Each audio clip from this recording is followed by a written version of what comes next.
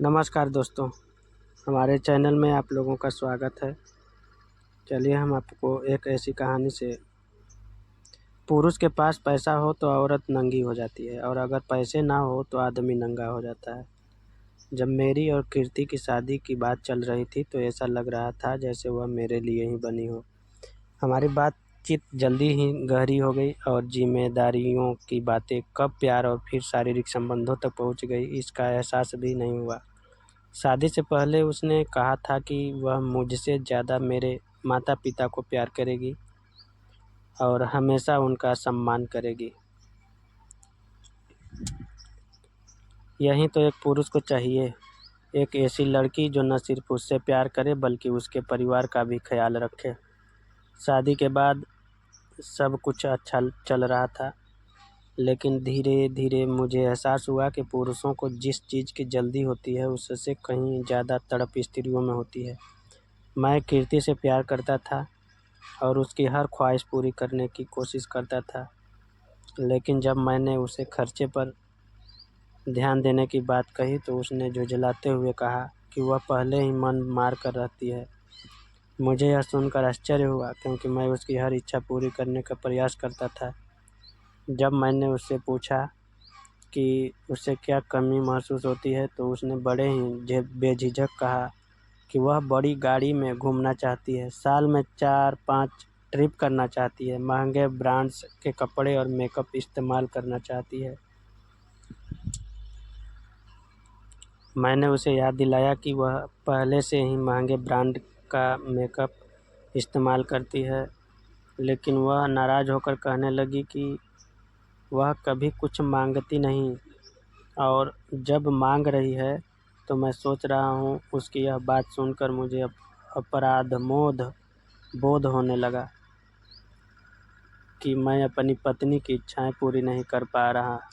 इसलिए मैंने अतिरिक्त कमाई के लिए और काम शुरू कर दिए। कुछ समय बाद उसका जन्मदिन आया। उसने पहले से ही एक महंगी ड्रेस पसंद कर रखी थी। जब तनख्वाह में थोड़ी देरी हुई और मैंने उसे ड्रेस अगली बार खरीदने को कहा तो वह मुझसे नाराज़ हो गई।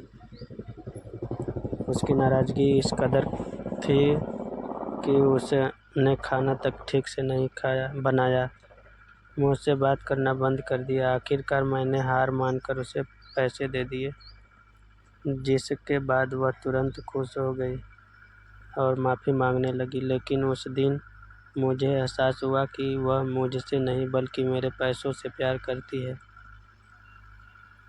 इस एहसास ने मुझे भीतर तक झकझोर दिया। कुछ दिनों बाद मैंने फैसला किया कि मैं अब बेंगलोर नहीं रहूँगा और गांव जाकर माता-पिता के साथ रहूँगा। जब मैंने उसे यह बताया तो उसने गांव की असुविधाओं की बात करते हुए वहां जाने से इनकार कर दिया। मैंने माता-पिता को शहर लाने की बात कही, लेकिन उसे यह भी पसंद नहीं आया। तब मुझे समझ आ गया कि उसे सिर्फ अपनी सुख सुविधाओं की परवाह है, न कि मेरे माता-पिता की। मैंने गांव जाने का फैसला किया और उसे भी साथ चलने को कहा, लेकिन उसने मना कर दिया। कुछ महीनों तक मैं उसे पैसे भेजता रहा, लेकिन जब मैंने पैसे भेजने बंद कर दिए तो उसने मुझ पर केस कर दिया कि मैं उसे शारीरिक सुख देने में असमर्थ हूँ और उसे तलाक चाहिए। साथ ही हर महीने एक निश्चित धनराशि की मांग भी की। आज भी मैं हर महीने 40,000 उसे देता हूँ और अपने माता-पिता के साथ गांव में रहता हूँ।